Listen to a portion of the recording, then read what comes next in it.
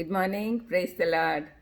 Today, January 2nd, I hope you had a nice day yesterday, celebrating on the New Year's Day.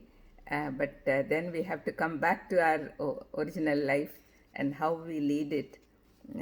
As I told you yesterday, we are going to talk about different characters from the Bible. Today, we'll talk about the first created person, Adam. Adam was a unique person. He was unique in two divine things. First is, he was made by the triune God with his own hands, in his own image, and animated him by his breath. See, his own hands, his own image, and his own breath. Such a unique quality. The second unique quality is that he was not the climax of slow evolution, but the crown of God's instant creation. Just his word was enough. Although Adam was created with great intelligence, he was innocent also.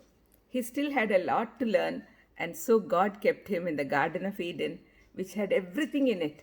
But Adam was given the responsibility of maintenance of that garden.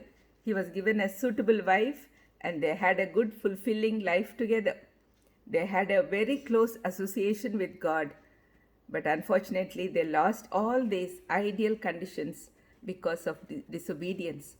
Besides all God's positive instructions about what he should do and what he should not do, Adam was given only one negative directive, which was a test of obedience. Lord said, "But of the tree of the knowledge of good and evil you shall not eat." Please read the second chapter of Genesis and you'll understand it better. This command was given before Eve was formed, and so Adam must have told her, and she must have been thinking about it. Usually, we tend to do something which we are not supposed to do. We'll be always thinking of why they obstructed us, why they asked us not to do this. The same thing happened in Eve's life also. Satan, who couldn't tolerate God's close association with Adam and Eve, entered the garden to spoil this association. The sly, crafty creature began to show the wiles by approaching Adam through Eve, who was the weaker vessel, whom Adam loved a lot. Satan seduced Eve and encouraged her to eat the fruit. She saw with her eyes, took it with her hands, and ate it, and urged Adam also to eat it. At that point, lust of the flesh, lust of the eyes, and the pride of life entered this world. We see this in 1 John 2:16. Adam was given an awesome responsibility, but he failed, and the result was devastating.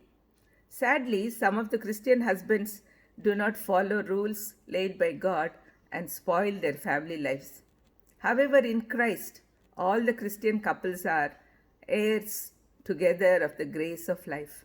We see this in 1 Peter 3:7. When Adam was questioned by God, he blamed his wife and also indirectly God also, who gave her to him. Let's pray. Lord, thank you, Lord, for revealing this great truth about the greatness of Adam when he was created by you. But unfortunately, he lost everything because of disobedience. Please help us not to be like that. In Jesus' precious name I ask. Amen. God bless you.